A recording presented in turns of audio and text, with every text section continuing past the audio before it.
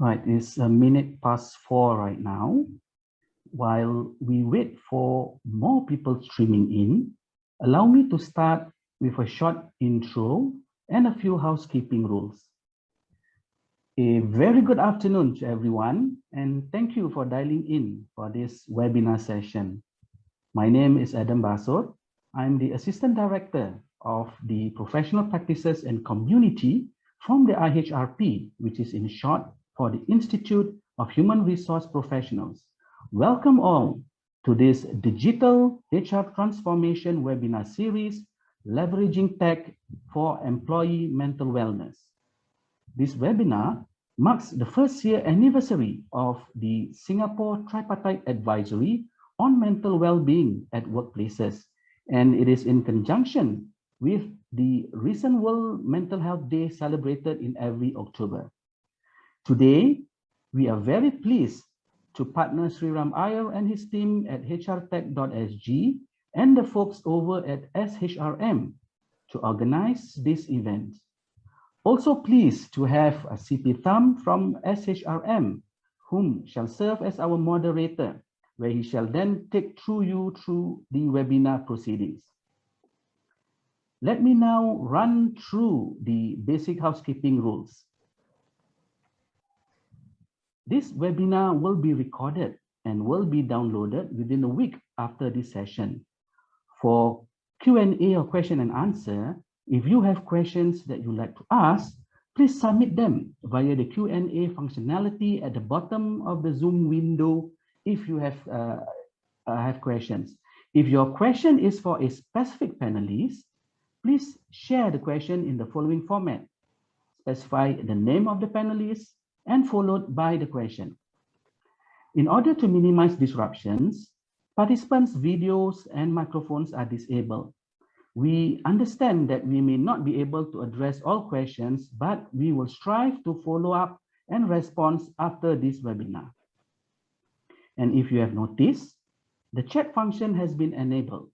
This is to allow for participants' interactions. However, if you have any questions, please use the Q&A function. The next slide. Please refrain from taking any screenshots of the presentation or slides shared by the speakers, as the materials are copyrighted. We will send them across to attendees in a follow-up email for your kind reference. Do note that these materials should not be on-forwarded or redistributed to non-attendees. We seek your kind understanding on this.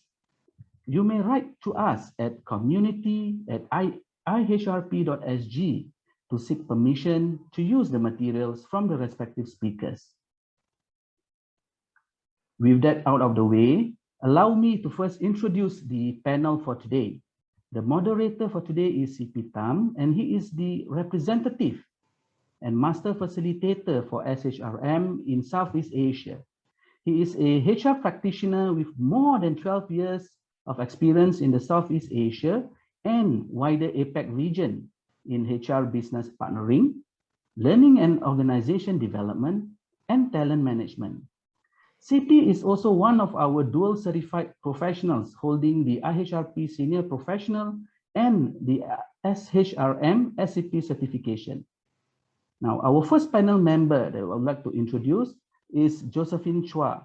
Josephine is now the Director of HR and Quality at Ramada and Days Hotel by Wyndham, Singapore.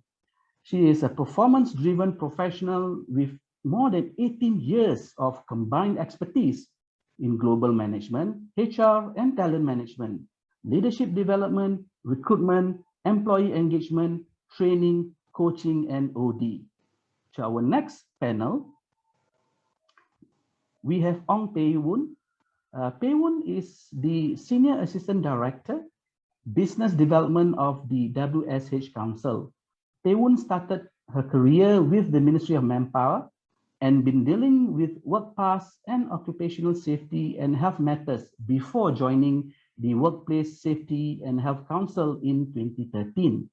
Since then, she had been working with key partners and stakeholders from the industry to improve the safety and health of employees at the workplaces. We next have our panel speaker, Marion. Marion is the Senior Assistant Director at NUS Medicine International Council. Marion has a Master's in Human Development and Psychology from Harvard and is currently consultant to Mindline.sg.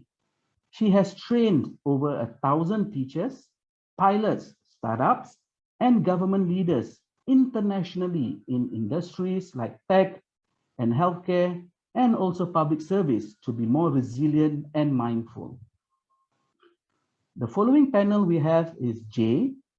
Jay is the Executive Director for ANZ at Virgin Pulse.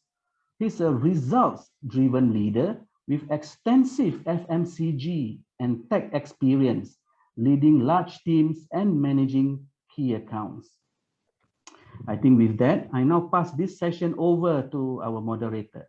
CP, please. All right, thanks, Adam. Welcome, everyone. It's nice to see some familiar names. I think we have close to 200 attendees today. And thanks so much, everyone, for being here. And of course, to SHRM and your team, IHRP, and also the panel speakers. So what we have lined up today is a very good, very balanced group of experts in each of their so-called verticals. So of course, we have the HR practitioner, none other than the IHRP master professional, Josephine, from a very tough industry, as you all know, right? So we look forward to hearing from you. And of course, we have Woon from the policy side, from the WSH Council, sharing with us, you know, what's going to be the next focus, all right? Definitely in this area of mental well-being as part and parcel of workplace safety and health. And of course, we have Marion. Marion has been in the health care medical space or psychology space for quite some time. So we are hearing from an expert. And of course, last but not least, we have Jay from the hrtech service provider. Okay, before we start, just a very quick, I know many of us, we sign up for this webinar knowing what this is about. But I want to just again, you know, share with everyone that this webinar is actually held as a to mark the first year anniversary of the Singapore Tripartite Advisory on Mental Wellbeing at Workplaces, which was driven by the Ministry of Manpower plus you know, plus the partners SNAF, as well as the labor movement. All right, and it's being organized by the IHRP hrtech Task Force, and of course conducted in partnership with hrtech.sg, SHRM's team, and of course Society for HR Management Australia, right, represented by myself. And before we start, before I hand the time over to Josephine, we do have a quick poll that we would like you to participate. So can I ask the team to bring up the poll? All right, this quick poll is to check in with everyone here present, right? Whether in the last 18 months, have you or your organization implemented any initiative or leverage on technology to create awareness on mental wellness? Okay, and this data here will be useful for our panel speaker as well. You know, when you share with us your experience in this, you know, in this topic.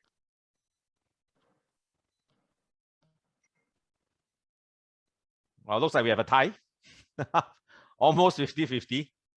That's interesting. Okay, nice. All right, so we have quite a good mix of individuals here with both, you know, experience, with experiences in using tech, and also some of you who may not have had a chance. So I think this is a great opportunity for you to get to know a bit more about that, and of course, in the topic around mental wellness. So without further ado, I would like to invite Josephine to share with us your thoughts. Right, Josephine, please. Hello, everybody. It's great to meet all of you here. Well, it's becoming such a norm, and we don't feel strange to virtually say hi, meet and greet through laptop, mobile devices, desktop monitor. So, you know, here's how technology has enabled communications through the current situation. Well, hopefully in the future, with Mark Zuckerberg Metaverse, the platform will be even more lifelike and experiential, where we could even feel we are just next to each other. Hasn't this demonstrated how technology has integrated into our lives? Thank you, IHRP, hrtech, and SHRM, and all the participants for having me in this webinar. I'm very happy to discuss this very critical topic on mental well-being, which is especially relevant in the current situation where we are still coping with COVID-19 development.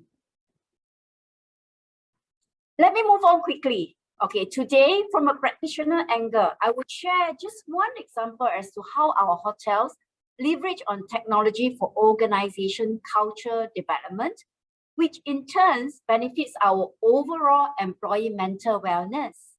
Our main focus is on employee appreciation and recognition. From professional research, gratitude can have such a powerful impact on one's life because it engages the brain in a virtuous cycle. While our main motivation to work may be to earn money, this doesn't mean we don't want to be happy when doing it. I'm sure with the past 20 months of COVID experience, most, if not all of us would feel to varying degree some impact to the mental state of our minds. From the uncertainty of the situation, the lockdown, the various recovery and reversal phases, the work from home, the lack of human touches, especially myself in the human resource world, and to the vaccination decisions plan, etc. We believe that happy employees would make happy customers and deliver happy business results. Taking care of employee well-being can lead to staff feeling happier, more productive, and motivated, which in return creating service and business excellence. When an employee feels recognized and satisfied at work, this will ultimately lower employee turnover and attracts more talent too. In Gallup survey, companies with the highest levels of employee engagement were 22% more profitable, 21% more productive than those with lower levels of engagement. Employee turnover is also lower by 27%. In our hotel survey in March and October this year, our employee engagement score are also well above 90%. Technology solutions is not a new concept, but COVID-19 has accelerated the pace. COVID had visited us by surprise and still refuses to check out. Work from home is a norm. Virtual platforms have become the preferred mode for conferences, webinars like today, and contactless solutions are rapidly being implemented. Online shopping has replaced the physical shopping in such a big way, and most businesses have progressed to contactless payment. How have my HR team leveraged on technology? In 2018, I shared my vision and dream with my HR team. Make organization development a daily sustainable process, create the awareness anywhere, anytime, any day amongst all employees and our hotels. I was dreaming of the day when hard copy, thank you card and reward stickers were replaced by e-solutions. We were lucky, and therefore, I'm quite a strong advocate of using technology where it helped us. We never knew COVID was coming, but the team supported and successfully launched the mobile app, RD Connect, in June 2019, just before the pandemic. RD Connect proved to be a useful tool now for our sustainable organization, culture, development, as well as appreciation. We are able to appreciate our employees in a contactless way, even though we are not able to socially gather. Remember, we are still not allowed to socially gather at workplace. We make it fun, we make it competitive in a friendly way, and we make it rewarding.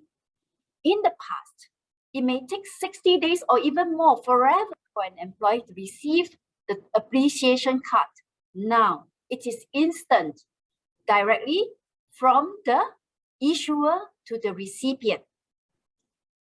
Here you see an example of me giving an appreciations to our operation associate, and another one from a culinary employee thanking my HR executive. There is no boundary on levels, functions, jobs. It is an open communication with an emphasis on positive organization culture. RD Connects enables virtual communications and engagement. Hence, our appreciation, our recognition is not impeded by circuit breaker and any of the safe managements so far. I'm just sharing one example of HR tech. But as a part of our digital journey, we have also converted to 100% electronic performance appraiser in December 2020. No more paper copy, and yet we are able to provide timely feedback through contactless mode. As in all initiatives, there are always challenges. Now, not limiting to number one, cost. We are an SME. We don't have big budget, but it does not stop us from achieving our vision. With the support from our IT director, we found a vendor who could provide solutions at an affordable price and meeting our goal. To further mitigate costs, we leverage on government grants so that we can channel funds to this program. Challenge number two, management and employee buy-in. Even though RD Connect was not a budgeted program, our senior management team finally approved it, having recognized the benefits it would bring to the organization. While we were developing a digital solution for our recognition initiative, we involved all the key stakeholders. Our employees were invited to the various test phases, and we refined the design based on the user experience. They in turn helped to promote the program to their teams. These were the positive influences of the digital implementation. Here we have VB, our senior duty manager. She was one of the champions involved in the test phases, and she in return created the department nuclear to support the solutions. VB also shared with us that the work-life balance in the hotels allows her the chance to explore her hobby like hiking and fitness during her off days and be recharged for work, which is very important for our mental wellness. Challenge number three, I am fortunate that I have a person within my team who loves to play with digital gadgets. So from a skill standpoint, I empowered him to be the project leader. We leverage on his interest to maximize results in the shortest time. To prepare the project team, they attended courses like design thinking, project management, design and develop training curriculum, etc. As for the users, we rolled out app familiarization workshops so the employees are not afraid to use tools, especially digital tools. For digital and technology implementation, we have to be very mindful about all stakeholders, especially for our mature worker like Auntie Jenny. She is our proud treasure, whom is 78 years old this year. I have her permission to share her age and story. For induction to our mobile app, we enrolled her to attend Skill Futures for Digital Workplace program, and we assigned HR executive to guide her. How do we benefit from this program, right? Let's look at the report card on our employee engagement score. We are seeing an impressive 92.5% score in October, just very recent last month's survey, and all aspects are above 90%. Very significantly, recognition has increased by 40%. Well-being is 10% higher, but just to share, to begin with, we were already above the 80%, and we are now at 93.5% favorable score. This is very encouraging and motivating to us. We have not been able to do a lot of things like pre-COVID day.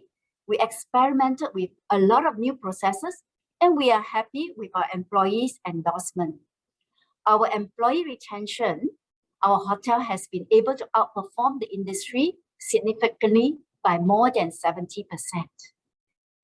We are currently working on making our onboarding experience as well as a sustainable one, not to be disrupted by the pandemic, while complying safely and fully with all the COVID measures. Due to the pandemic, some of our new hires did not have the chance to attend orientation. we have to be agile to move with time.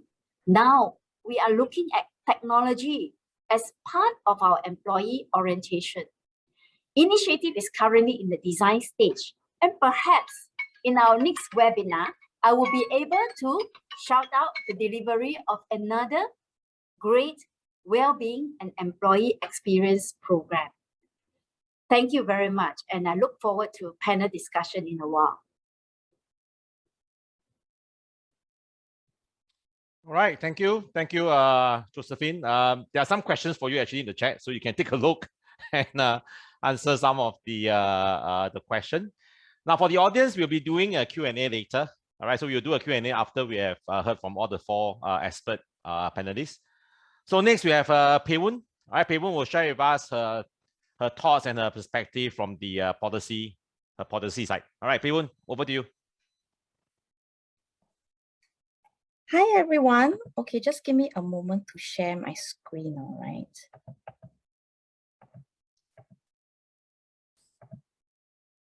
Oops, sorry. Sorry for the glitch. Hold on.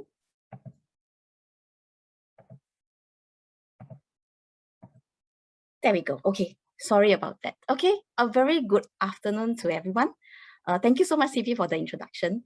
Okay, CP actually gave a quick intro to me just now. Just to add on, yes, I come from Workplace Safety and Health Council, which is a government affiliated agency. It's actually under the Ministry of Manpower, and our business is in improving the safety and health of employees across all workplaces. Okay, so today actually I wanted to just touch on this quick background. Okay, I just wanted to start off by sharing this article, okay, that quickly came up.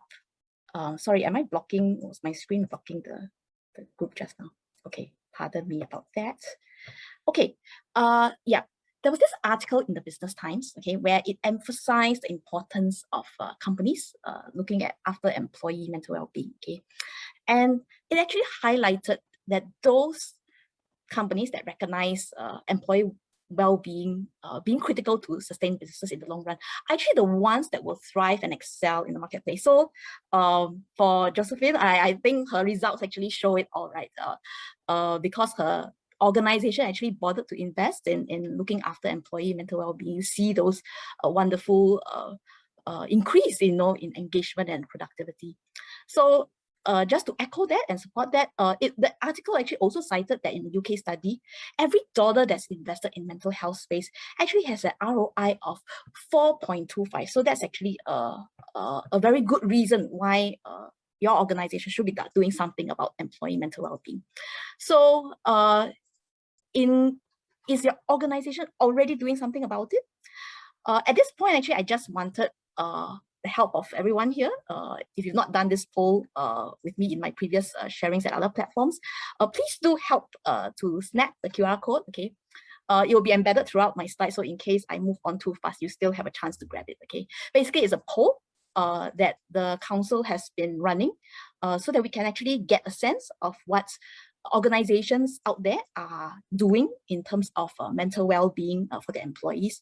So like what are you actually already actively doing about it, and what makes you motivated to do so, okay? So if your organization is interested to do something about it, don't worry, I'm here. Sorry, that screen popped up again.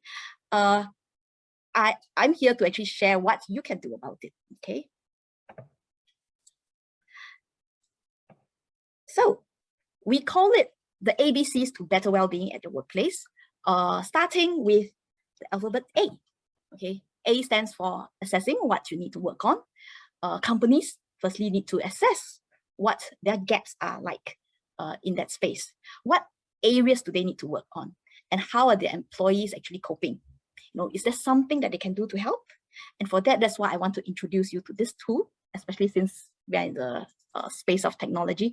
This tool called the iWork Health, okay? What does it do and how does it work? It's very simple. It's actually a web-based tool. So employees will be emailed a link where they go answer a set of questions. And after that, after they submit their responses, they will receive an email containing their own personalized report, where they get to see the scores for what is actually causing them stress. And then it highlights what they might want to pay more attention to. Okay. After the entire survey closes for the organization, the administrator will also receive a report for the company on the overall. Okay, so it contains results for the entire organization without disclosing the details of the employees, okay, or rather the respondents' details. So this helps the organization get a good sense of what employees are stressed out over, and then they will know which areas to work on. So I mentioned these terms stressors, what exactly does the tool actually detect or look into? So this is just to name a few out of the 9. So things like job demand, this refers to workload and touches on expectations of work, both the physical expectation as well as the psychological expectations. Okay. Secondly, we also have job control. Okay. And this is about whether the staff have autonomy over control of their work, and also checks whether supervisors and colleagues offer the support that the person needs. Other things that the tool covers are harassment, whether people are being harassed, is also an aspect of the psychosocial health, right? As well as the organization, culture, and support. Okay, so, but before I move on, let me share one interesting insight relating to this stress factor, job demand. Even though, some organizations, don't be alarmed if your job demand result is a little bit high, because studies have shown that even when job demand is high, as long as the other factors can be well controlled and managed, actually employees can still have very positive mental well-being. Okay, so it is up to how we actually look into the other areas. Okay, so the good news is that this tool is free. And I mentioned that it's web-based, meaning that it's accessible across the organization, and even for workers who don't have access to a computer, don't worry, it is actually also available on the mobile. Okay, so it is self-administered, whereas the company can just pump in the emails of the employees, and the system will just automatically send out the links for the employees to respond to it. So even though it is tagged to emails, their employees' confidentiality is definitely protected. Okay, companies do not know in their report where the results actually came from, because it's generally aggregated as a whole. The only thing that, but it can actually break down, but up to groups of 8. Basically, you can segregate your entire employee list into departments, and you can get department level results. But of course, it will only show results that which has 8 or more respondents in the group. Okay. So this slide actually shows us an excerpt of the questions that are within the entire tool. The main questions, there are actually 71 of them, so this is just a sense.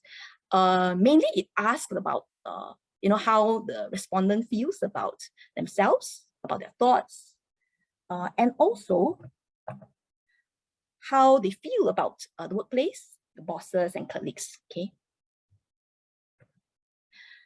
And about the reports, this is what the report actually looks like. Just a very short excerpt of it.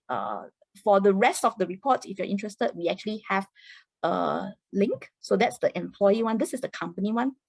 And you'll notice that both of them look quite similar. There's this heat map scale here, where it will indicate how the score is like, where red is like means you need to improve a little bit more, while green means like you're doing a decently well job. And there's also breakdowns here, so the companies know how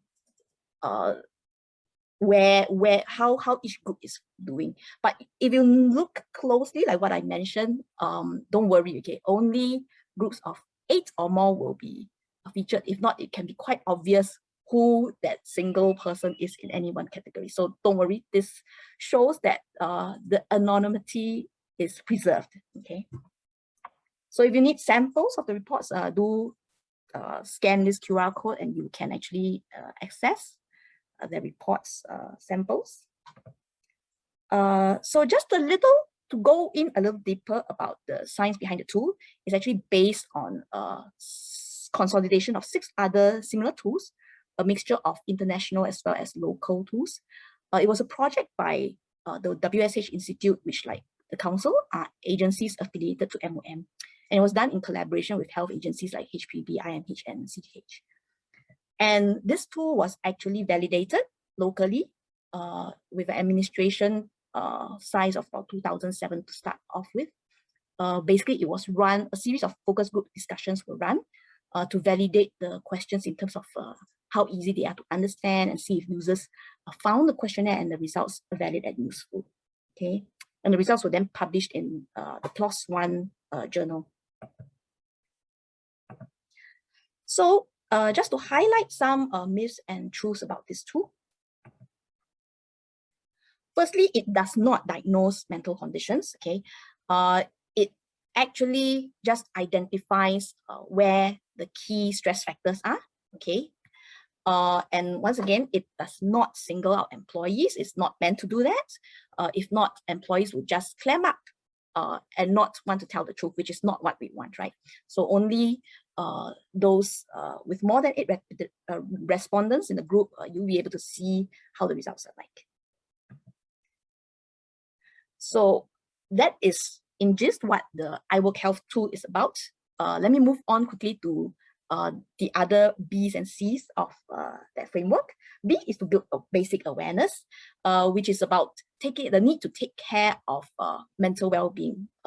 And this is about individual awareness. So for that, I would like to recommend this program that we have called the Total Wish program. In short, it is about helping the organization have to manage safety and health together. So that is why this program actually offers health programs alongside safety programs, which includes mental well-being, okay? So in a very quick sense, these are the kinds of activities you actually get to out of the program. They are absolutely free, of course, with some slight terms and conditions to fulfill, okay? And you see mental well-being there, being among the other health and safety initiatives. And just a point to note that, you know, as we take care of mental health, actually there is a need to actually look after physical health as well, because actually you need to feel good physically in order to be mentally well as well, and vice versa. So if you happen to be interested to know more about the program, go ahead, and the same QR code by the side, you know, you can leave your personal details and we'll get in touch with you, all right? So this is just a quick sense of the kind of topics the Total Wish program offers to companies. Many of these topics are very popular with our companies that are on board the program now. So they range from understanding mental health issues to knowing, some are even addressing the physical health side, because, you know, in terms of relaxing through some physical activity classes, or learning how to eat well so that you feel better. So they're all related. And even, yeah, sleep. Okay, and then the last point, this is actually the toughest part. You know, after knowing about all the stress factors in your organization, using the iWork Health tool, what can organizations actually do? You know, at this point, I thought it was good to take a look at this joke that I came across over WhatsApp. Basically, the point is that, you know, managing mental well-being does not stop at just promoting good habits in individuals. Okay, we shouldn't rely just on relaxation activities solely to help employees manage stress, because managing stress isn't just an individual's responsibility. Organizations also need to play a part by looking deeper into how that workplace had created stress and whether that can be reduced. So that brings me to my last step, which is C, representing creating culture change through organization policies and culture. To do this, one of the resources that companies can turn to is the Tripartite Advisory on Mental Wellbeing at Workplaces. This was mentioned by CP earlier, that today, exactly today, marks the first anniversary that this was introduced last year. So if you've not seen it, please go find out a little bit more about it. I'm going to tell you a little bit more about how the Tripartite Advisory and iWork Health tool actually can be used to complement each other in terms of managing mental well-being. So over here on the left, you see the 9 stress factors that I talked about that the tool actually uses to gauge, okay? And you'll see that the Tripartite Advisory has recommendations that will address some of these stress factors. So for example, job demand, right? If a company, allowing employees to have flexi work arrangements, sorry, that was the next one, is actually very helpful in relieving stress because it allows them to better deal with family needs. In terms of managing that load, you can also establish after hours policy so that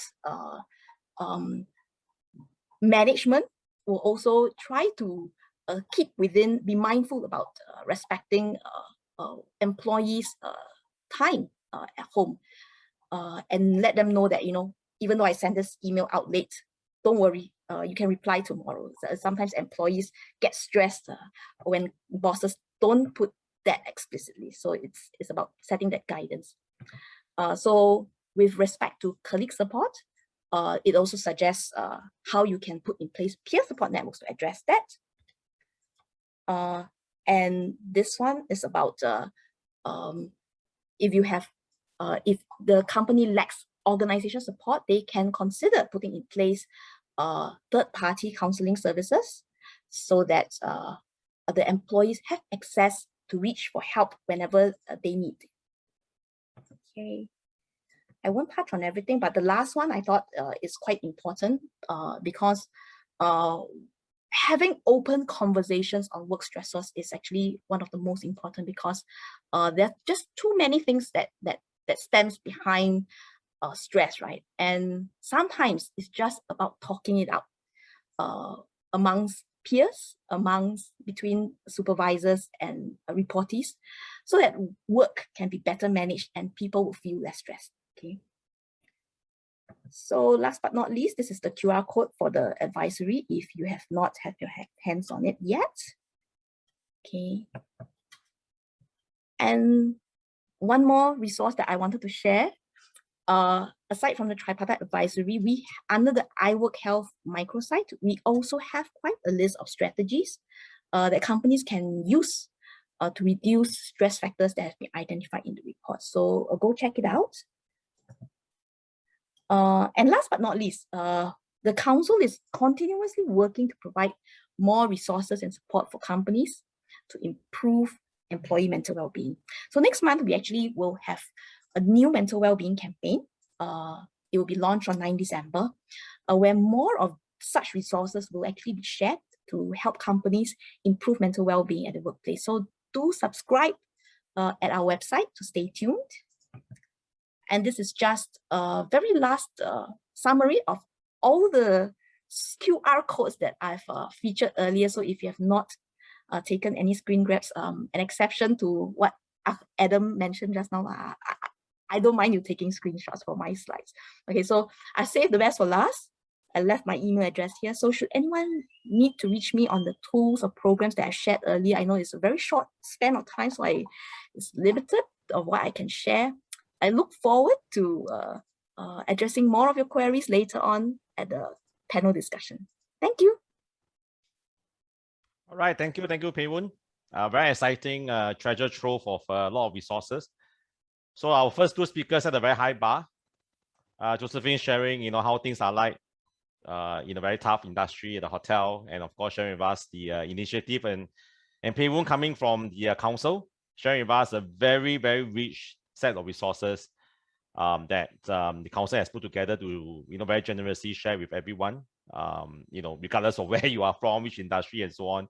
The way SH Council, most of us in certain industry will only find them familiar, right? If you're in the chemical or construction industry. But I think it's good to see that the council is also moving towards something that is more general across, all workplaces in the area of mental well-being. So that's kudos to the council.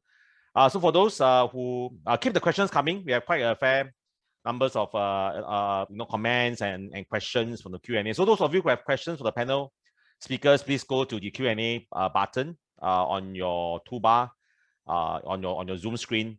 And for the speakers, do continue to engage with the audience after you have done your session. So next, we will now invite Marion. Marion, of course, coming from the subject matter expertise area to share with us your thoughts, right, on this topic, right? Marion, over to you. Thank you, CP, and thank you everyone who organized this, as well as the fellow speakers. I'm of course learning a lot.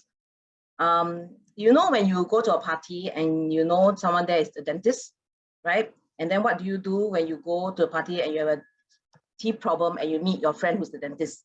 Well, I know what I do, right? I'm a typical kiasu, save money Singaporean. I go up to the friend and offer them my mouth and say, please tell me what's wrong. Analyze me. Tell me, do I need to see a dentist? How much? Which one? And in my profession as a psychologist who happens to work for NUS Medical School, as well as NUS, as well as MOHT, as well as NUHS, a lot of acronyms, right? Literally, I'm just the psychologist that supports my organizations. And I'm not going to share with you information. I'm going to share with you the journey of how we've been creating the better workplace to be for mental well-being. And I say that because that's really a journey that has been intense, right? So again, because I am a trained psychologist, I am a counselor, trained education, and have a developmental psych background from Harvard. Why don't you just ask me questions inside the Q&A so you save your money for something else? But I promise that some of the questions will not be answered today. They will be on my LinkedIn.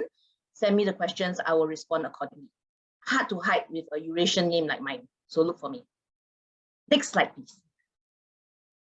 So the first thing that's happening is obviously, while we say we can leverage technology for mental health, my main challenge has been and will always be that I find a lot of nonsense on the internet.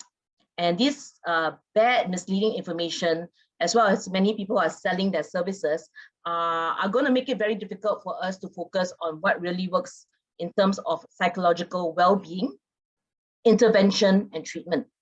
So I am going to point you again and again to WHO. I'm going to point you again and again to NUS Wellbeing Office that takes care of more than 40,000 students, more than 10,000 staff, and contract staff as well. So that we have looked through a lot of literature, we have looked through a lot of other best practice from the world.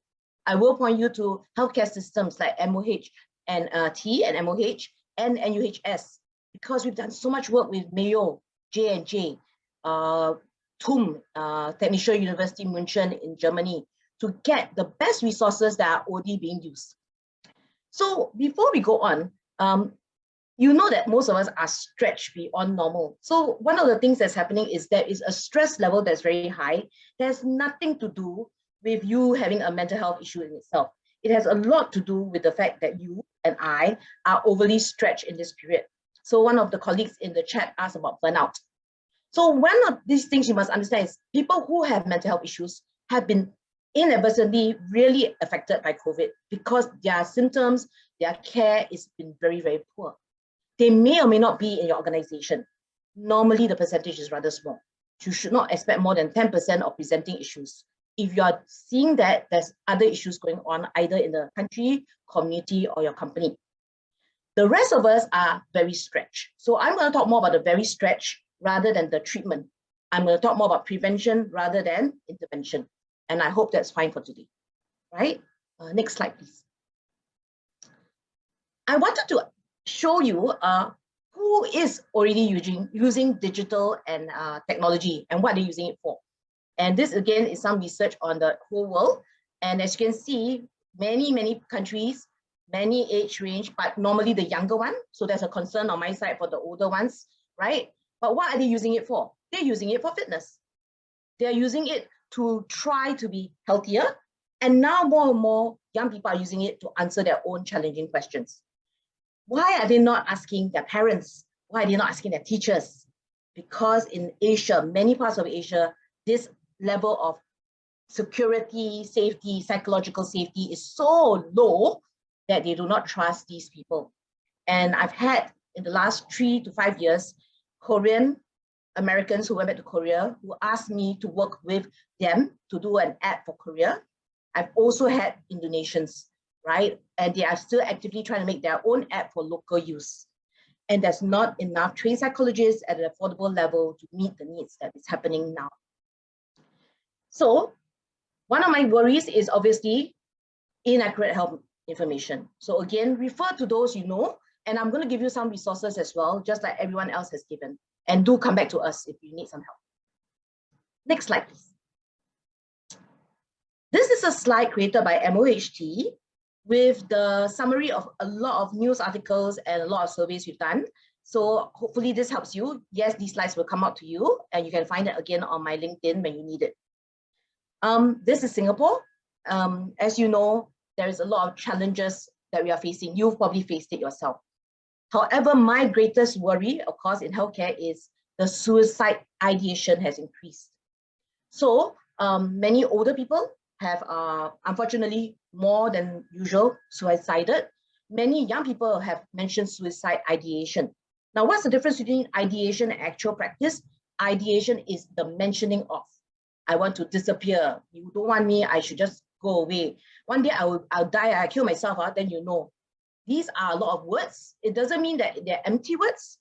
Some of these words are full of meaning that a professional could help you with, or a teacher or counselor in the school may help you with your child or yourself.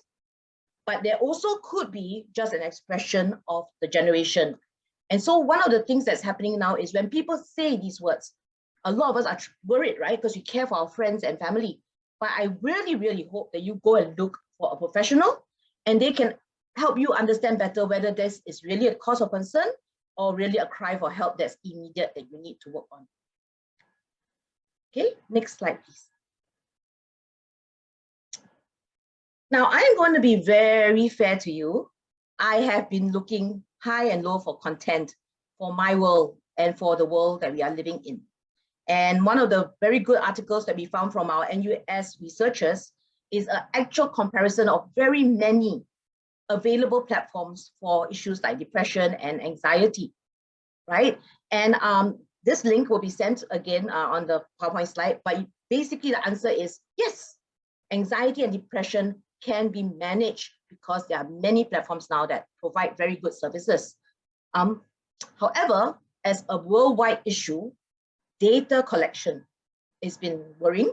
Ethical use of data, as you well know with Facebook and other issues. Effectiveness of. So one of the most important things I face as a psychologist time and time again is people will say, oh yeah, I meditate, but it doesn't work for me. Then I ask, how are you meditating? Who are you following? Do you have a set program? Do you know why you do it? And many people, they don't have that, right? And I worry because then they go off of all these platforms, they go off of the whole life and they say, oh, no one's going to help me. This is our worry. So my request from you, HR professionals, is very simple. Tell them resources exist, buddy them up, book review them up, platform review them up, make them talk to each other about it so that there is a person behind all this information that can remind them to try and look for a better resource or find us and look for us for resources, right? Next slide, please. So this is me as practitioner, me as your dentist, okay? I'm going to tell you what works and what doesn't work. Me, not NUS, not NUHT, right? So don't worry about that, me. One, you can use the tests and quizzes. They will tell you whether you're okay or not so okay. Normally they do. Please use the ones from universities or ascertained funded institutions. Again, look for me if you're not sure. Identification and curated resources. Find places where it's the best practice. Now, all of us should sleep more and better. All of us, all right? We have been in a very bad state of not sleeping and resting well, right? 3, habit formation. You should be in a group to meditate. That's why we meditate in a big group, in a sangha, when you do Buddhist meditation, right? In a retreat, please find a group, right? And these apps help you with online groups. We are going to give you a lot of free and affordable therapy because the Singapore government cares. Look for it, it's possible to find it. Community of habit formation, I said the same. Instead of just doing it alone, find a community. Finally, with our Mindline and many others, we have a AI platform chat. So Visor is the one that we use, and it's just in time listening. So for example, if I'm very angry, I come back home, I just use Visor and I say blah, blah, blah, blah, blah, blah, blah, blah, blah, blah. Or I'm angry with my father, mother, whoever, right? Blah, blah. And the Visor will help you have a listening ear. Not the best ear sometimes, but a better ear than none.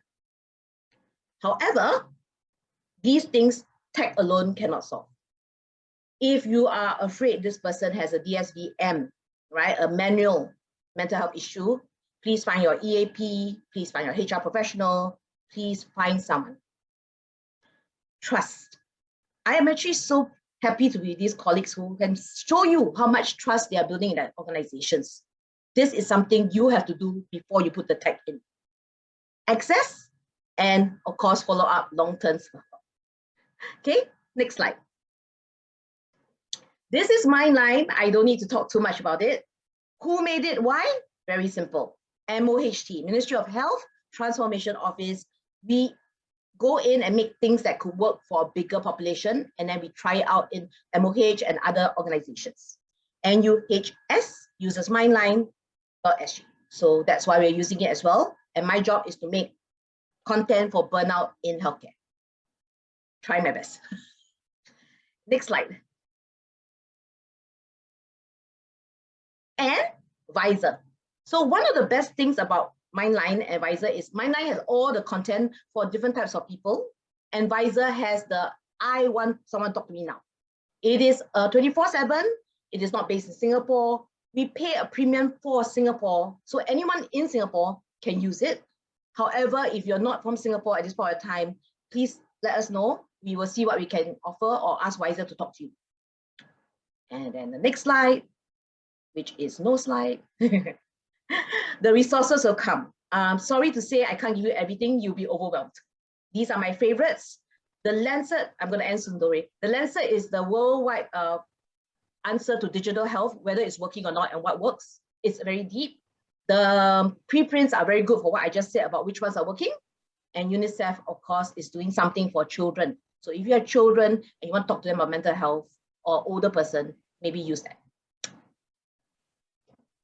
I am finally done. Thank you so much.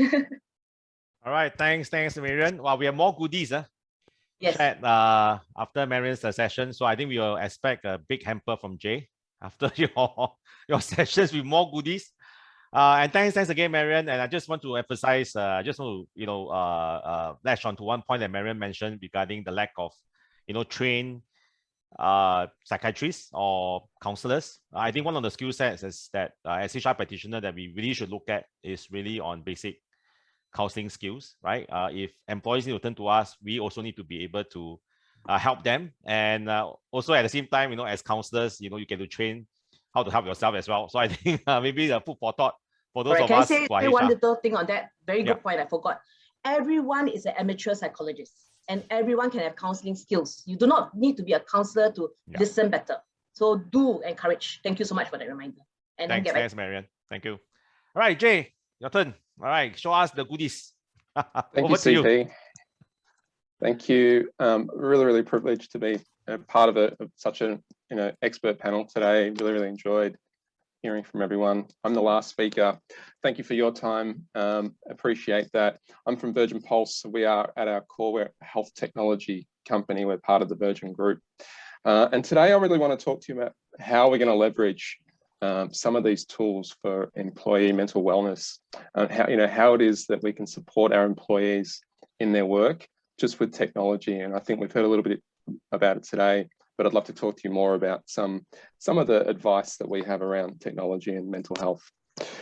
Now, here's a familiar scene. I'm sure You know, you've all been sitting around at a restaurant or somewhere where people are not engaging with each other. They'd rather engage in their technology and, you know, rather than connect. Now, this is the downside of technology, but I want to be really clear that, you know, whilst technology has a downside, really, we need to think about how we can leverage technology to support good. We need to think about how technology really helps support people where they are and wherever they are, 24/7, 365 days a year, regardless of whether you're in Singapore, whether you're in Australia, or whether you're in another part of the world. It needs to be a tech-based solution to help people from a mental health perspective on their journey. Why mental health? I think we've seen some statistics from Marion just now, some great statistics around, you know, what are the challenges around mental health across Singapore and across the world. I show this slide because 2 years ago, I presented this, and it was pre-pandemic. I presented this to a group in China. I was lucky enough to be face-to-face back then. And you have a look at the pressure on this car, and you think about the pressures of mental health and what it's caused. And fast forward 2 years later, and what the pandemic has caused and exacerbated issues around mental health. So, you know, at Virgin Pulse, we're talking about the other pandemic around mental health. You know, we know that that it has put much more stress and pressure on workers and workforces around the world. We see that 80% of the global workforce says the pandemic has negatively affected their mental health. We know that there's increases in workplace anxiety, in depression. Loneliness has also been a big challenge for people in lockdown areas as well, not being able to connect with colleagues, friends, and family. And we know that it puts incredible stress on our workplaces. We know that there's costs associated with workplace stress. We know that that there's an impact to our productivity overall as a result of workplace stress. And from a HR perspective, and there's obviously a lot of HR professionals on this webinar, we know that from a priorities in 2022, mental well-being is seen as probably the biggest priority for you to support your employees in 2022. There are some others there: people analytics, diversity, equity, inclusion, managing hybrid workplaces. And really, when you think about those, they actually are all impacting, you know, someone's mental well-being while they are at work. So I wanted to talk obviously around the HR priorities and how we can support people. From an employee point of view, when we look at mental health, employees now expect that their employer is going to support them from a mental health point of view. It's no longer a nice to do, but it's an expectation of employees these days. And in fact, 50% of employees are actually finding mental health services firstly through their employer. So you play a very, very important role in supporting not just the mental health of your employees, but the wider community that they form part of and the families that they support as well. The challenge that we're hearing from our clients, the challenge that we're hearing in the marketplace, is that a lot of employers are confused about where to start. Where do I even start? And I looked at the statistic earlier on from the poll, and I think there's about 50% of people not adopting any sort of technology to support mental health.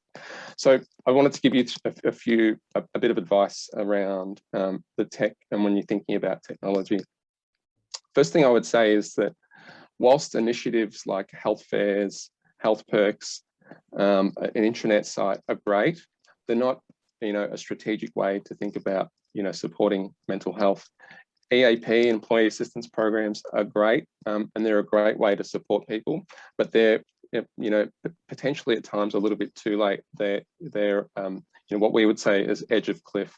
So when we're thinking about mental health and wellbeing strategy, we really need to be strategic about what we're offering. It needs to be an irresistible employee experience, digital. So I talked about it needs to be technology based. It needs to be, you know, personal and meet people where they are on their health, from a health profile perspective. It needs to be holistic. It needs to deliver outcomes to people. and it needs to help connect people and really drive that culture of health. So I'll talk to you a little bit more about those different aspects.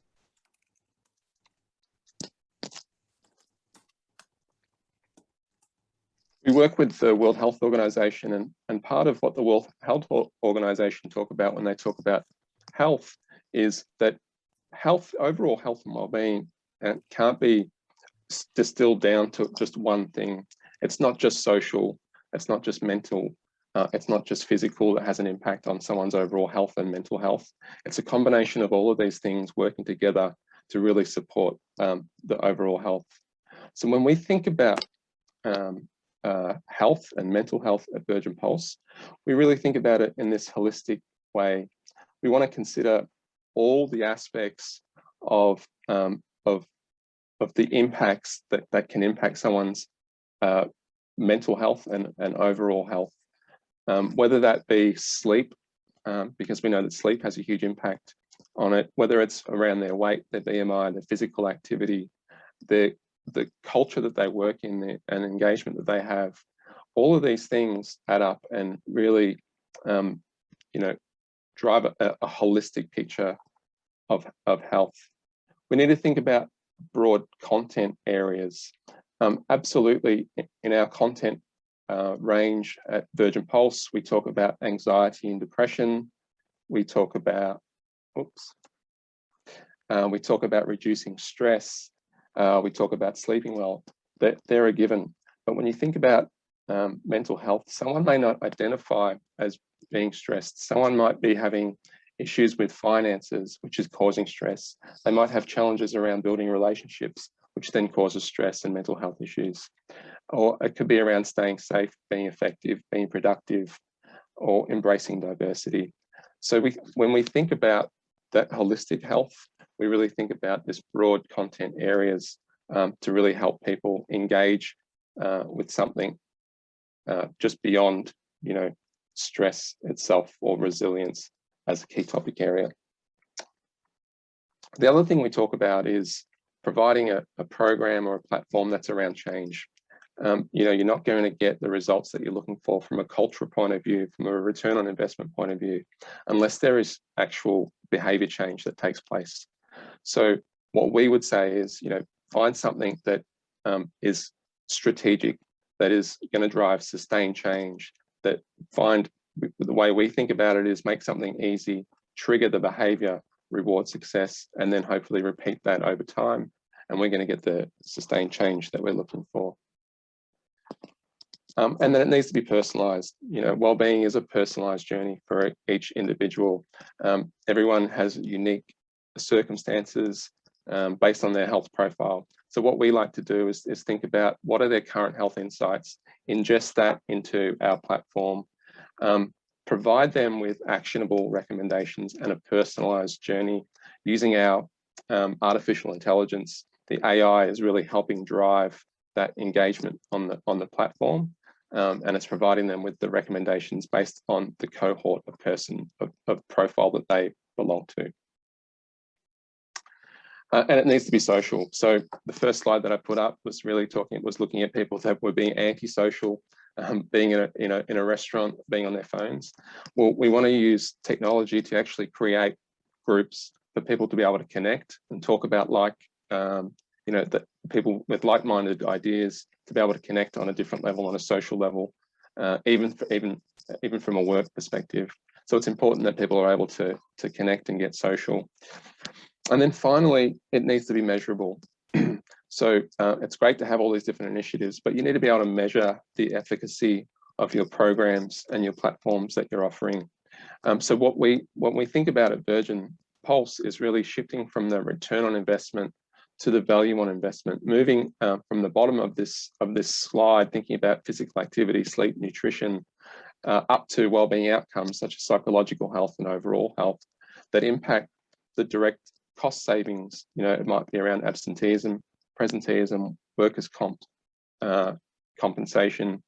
And really, ultimately, what you want to do is drive this culture of engagement, drive a culture of health and wellbeing and safety, and really drive that overall productivity and employee performance.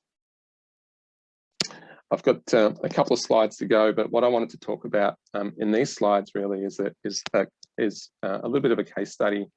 We work with Visa, and Visa are, as everyone knows, a very large, widespread organisation across the world. Visa APAC, who are head office out of Singapore, came to us and been working with us for a few years now. What they were looking for was some really clear health outcomes for their employees. They wanted to drive the employee wellbeing higher. They wanted something that was available for everyone and holistic, something that that every person could get involved with and that was engaging. And as I mentioned, they wanted to connect their workforce. So they've got 3,500 people in the APAC region, and those people are across 16 countries, 8 different time zones. So they wanted something that was tech-based that could support the time zones, the countries, the dispersed workforce that they have. So they came to us at Virgin Pulse, and we've been able to get some great results overall for the Visa group. I think we have 83% of their population actually signed up to our programs and we're huge supporters of what we did. I think 88% of people would recommend us to others. From a mental health point of view, 59% of the Visa employees reported a decrease in their stress levels. They were able to increase sleep. So some really good health outcomes, which was what Visa was after. And if you have a look at the chart just down the bottom with the bubble chart, we're looking at participation from all across the APAC region of people actually getting involved and being highly engaged. So we were able to really support Visa where they were. We were able to listen to them and understand that they were looking for something that was holistic, supported their entire population, had high uptake and engagement, and then delivered the wellbeing outcomes that they were looking for. I'll finish there, and thank you for your time today. We are Health Technology. We were founded by Sir Richard himself 17 years ago. So love to talk to you some more about how we can support you and your teams. We have a bunch of resources if you go to virginpulse.com here. And we're available to have a chat via email at any time. So thank you. All right, thank you, Jay. Again, thank you for your generous sharing of the thought leadership in this area of providing mental wellness services to company, and of course, very generous sharing of the link to the resources by Virgin Pulse. And of course, Sir Richard Branson is a very famous, iconic leader. I'm sure as his employee, you're enjoying your time in the company as well. Yeah, all right, thanks. He couldn't be here today, but he sends his regards. Yeah, definitely. And thanks again, Jay, and then thanks to all the 4 panel speakers. Now we do have some time for a Q&A, but of course we do, with so much to share, right? We are running a bit on a tight timeline. So those of you who have any existing Q&A, we encourage you to write and type in the Q&A function, or rather the channel on this. And what I have to do next is to have each panel to answer one question, right? That we have kind of summarized as well from all the other comments that have been given. So if I can invite all the panel speakers to on your video. And the first question goes to Josephine. All right, and Josephine, will you be able to share with us, right? Knowing that you have created all this initiative in the company, and great to know that you have the support of the management, especially knowing how hard hit the hospitality industry is. Will you be able to share with us your journey in getting the and what will be the top 2 or 3 indicators that you are currently monitoring to demonstrate that the investment made has been returned 10 to 100 folds? Yeah, over to you. Yeah, I think I've also mentioned in the sharing, yes, the first and foremost, the #1 challenge is in terms of convincing the stakeholders and our senior management, our general manager, that this is a program and technology in this aspect is one solutions we should work towards. Nothing to hide. We don't have kind of big budget compared to I came from MNC as well. I used to be with Hewlett Packard. And yeah, you know, we have like a budget set aside for you to big bang on the programs. So when it coming to SME, hospitality, the situations is a lot different. But I think we leverage on the data, we leverage on partners we work with to share, you know, the benefits that such solutions can bring to the organizations. We took about a year plus actually to source for vendors. Okay, main reasons, some of which I've spoken to also in the panel. We have spoken to a few providers, but at the end of the day, for our targeted solutions, for our targeted needs, and for the budget we have, we went with, you know, this provider whom can work with us for RD Connect mobile apps. We are mindful actually about introducing, let's say, you know, another solutions and all that. Frankly, no, we have our HRMS system already. So other than that, you know, this is the other app we are using. And like you say, you know, so first and foremost, we get the management support, find a vendor who can meet our budget. And then, you know, we went down to the employees platform. I think it's very, very powerful, very, very important that we get the employees to support you. No point having an app which is eventually a white elephant. Yeah. Okay, so and how do we, well, it's been June 2019, so it's more than 2021, time flies, I lost count of time. So it's more than 2 years. I am very happy to say that the app is still very actively being used. And how does it help us? I've shared with you all the normalized, you know, employee score. And we are not sitting on the laurels, by the way. Every employee score, we look at them and then we went back and analyze what else can we do. And to be very candid, as I shared just now, we are now in the phase of looking at how to use technology for sustainable and, you know, real-time employees orientation. The hiring is very small. Hospitality has been hit very badly. But remember, every employee counts. Okay, so even if it's one staff, I told my team, even if it's one staff, make sure that we give them the respectful orientation and, you know, they have a good appreciations of the company situations, culture, and all that, and induction into the companies. So these are some ways that I harness the support together with my team, and hopefully we'll make this a continuous and sustainable process. All right. Thanks, Josephine. Thanks for your sharing and your wisdom in getting the support and putting all these processes in place. All right. The next question, because I have Marion, next on my screen, so I will post the question to you now. If you have a HR practitioner walk up to you and ask you, I'm doing all this for the employees, right? So all well and good, all right? But who is going to look after me? So what will be the tips that you offer any HR practitioner, what the person should do to look after himself or herself? What will be your thoughts on that? It's a very pertinent question, not just for HR professionals. It's any caregiving role. And any caregiving role is overwhelming because you're taking care of your own emotions while you're taking care of someone else's emotions and external alarms that ring by themselves. So it's very, very worrying. And so one of the things you must understand is this word called cognitive overload, right? If you look at it now, we have a cognitive fog going on. So I would always suggest, number one, I do it now, just so you know, every hour on the hour, I pause for just three breaths to check where I'm supposed to focus and whether I'm okay. I've felt much more tension in my body and sudden anxiety without reason. And it's not without reason. As animal beings, right, there's a lot of unconscious triggers that tell us something is frightening or worrying, but we are not, we're not thinking about it. That's one, right? So one, every hour or somewhere as regular, take a pause really, check where you're supposed to be going. I've seen so many people do silly things, like walk out or live in the wrong floor, almost cross the road without checking the lights. I promise you, because we have so many new regulations, right? What has happened is our normal default, right, has gone haywire as well.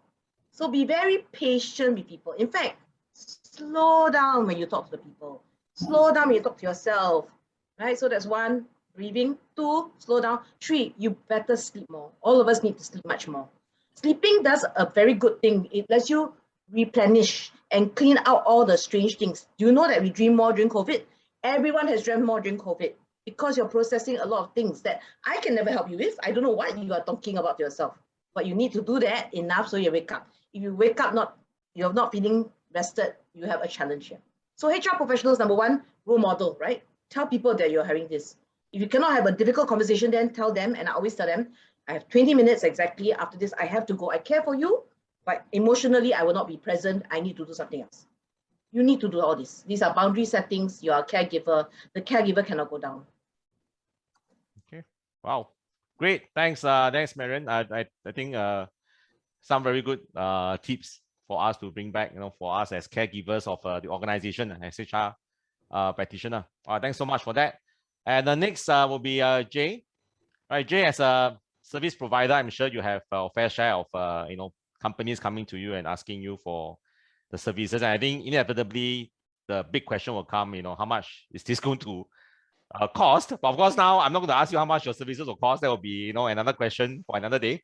I'll come to you for my company. But if let's say you have, company coming to you and they say, oh no, we are on a very tight budget. There's nothing, we can't, afford. What would be the advice that you give to them to still be able to do something, but maybe, that wouldn't cost them that much as a start for them to do something for their employees? What will be your tips? Yeah, thank you, CP. Good question. And you're right. We speak to a lot of clients that want to do something. They want to support their teams. 2 things: they don't know where to start, and they don't have a budget laid out for it. So it is a challenge for some organisations. The short answer to the question is we've got a lot of free resources that we can support them with. So as a starting point, we'd say do that. I would say that the longer term idea around well-being, supporting mental health, is you need to understand what the baseline is, understand the efficacy of the programs and the solutions that you're putting in, because when you do that, then you'll get the business support, you'll get the buy-in from the key stakeholders. We don't need to. During COVID, the last 2 years, I mean, there is a great case study for the last 2 years to support mental health, to support well-being, to connect people. So that should be a business case in itself. If people are looking for return on investment, we can absolutely support them with that. If they're looking for increases in productivity, reductions in absenteeism, we can support that through the metrics that we capture as well. So there are a number of different ways that we can prove the ROI. But we'd say, if you haven't got a budget, you don't know where to start small, do something. Please just start something small. And then we can build in, while you build the business case internally, we can help support, you and your team do that. We've had some great ideas from clients before that have borrowed money from travel budgets to get things done, because obviously we're not traveling. Christmas parties, haven't really been a thing. So we've, borrowed money from social budgets and different things. So, businesses need to find a way to support their people and invest in the well-being of their people. All right. Thanks, Jay. Yeah, of course, a borrowing budget, maybe even from the estate, because now I think working from home is it's getting very much a staple, right, in how we work. We don't have anyone from real estate here, right? So we can say this. So you can always cut down on estate budget and plonk more money into mental wellness. But thanks, Jay. Very useful thoughts from me. I'm sure any of us here who needs this data that could help them to convince their management could come to you for more tips to how to convince and create a business case. And of course, Woon, we have not forgotten you, definitely. So for you to close this Q&A, coming from the policy making side, right? And of course, again, I mentioned earlier that most of us, we are familiar with the WSH Council because of the WSH regulation. It's always good to have regulation to capture attention, right? What are your thoughts around having some regulation around mental wellness? Well, we actually are still in a state or rather Singapore is very much in a state where we are still not quite ready for that just yet, and we are taking small steps ahead. There in other countries, yes, they actually do have laws where employers can actually be penalized for not looking after the psychosocial hazard of their employees. But in Singapore, we are taking a promotional approach at this point in time. So the intention is so that the entire industry has time to actually progress towards a state where they are more ready for such regulation in future. We don't know, the ministry will have to assess the state of things and the readiness of the industry before they actually consider whether they would really be imposing such a regulation or not. But having said that, the WSH Act in itself does state, broadly that employers are supposed to be looking out and mitigating all risks to employees, which actually include psychosocial hazards. Just that when it comes to having to define when does an employer actually breach that, it is actually rather difficult at this point in time. Yeah. Thanks, Woon. And I think this is a very good move. I think we have to create more awareness and advocacy, and not just because we need to, fulfill some regulatory concern, right? Although we do also feel that sometimes with regulation, things get moved a bit faster. There's always this dilemma, right? Balancing between both. But I personally, for myself as a HR practitioner, I've attended the WSH course before when I was looking after a warehouse, even on my many previous lives. And I think I must say the programs are all conducted very, very well by one of the service providers. I think kudos to the WSH Council for creating the curriculum and working with partners to do that. So maybe in the area of mental well-being, mental health, the WSH Council can also take the lead to probably create some programs of similar programs. Instead of the physical workplace safety and health, check for slippery floor and making sure that the switches are all those things that I can kind of remember many years back when I was doing the course. Maybe we could the WSH Council could look into similar programs, similar courses, but in the area of mental well-being. All right, thanks, Woon, and once again, thanks everyone. All right, I have the easiest job of all. I'm just asking questions. So I am now going to pass the time back to Adam. Thanks, everyone. All right, thank you, CP. And thank you also to the panel members, right, for an insightful session and discussions. Also, a wonderful applaud to our panelists, Josephine, Woon, Marion, and Jay, for spending this afternoon with all of us here through your sharing, pro tips, and also, the bell, and also for sharing the pro tips, knowledge nuggets for our participants. Not forgetting a shout out to SHRM Iyer and Chua of hrtech.sg, whom has continually partners IHRP in organizing and delivering these webinar sessions. Also, gratitude and shout out to our supporting partner SHRM as well. Now, more importantly, I'd like to express my thanks to all our participants here whom had dialed in and be with us since 4 p.m. I hope you have benefited from this session. I'd like to seek your final attention to fill up your feedback by scanning through the QR code here on the screen. And your feedback will definitely be very useful for our review and hope that we can continue organizing subsequent relevant learning events to our audience, right? So do find time before you go off to scan the QR code, fill up the feedback form, and once again, thank you, everyone. I hope to see you again for our future webinar and learning events. Thank you all, and cheers for the evening, and have a wonderful day. Goodbye. But before you leave, please fill up the form. Thank you. Bye-bye. Thanks, everyone. Bye-bye. Thank you. Bye. Bye.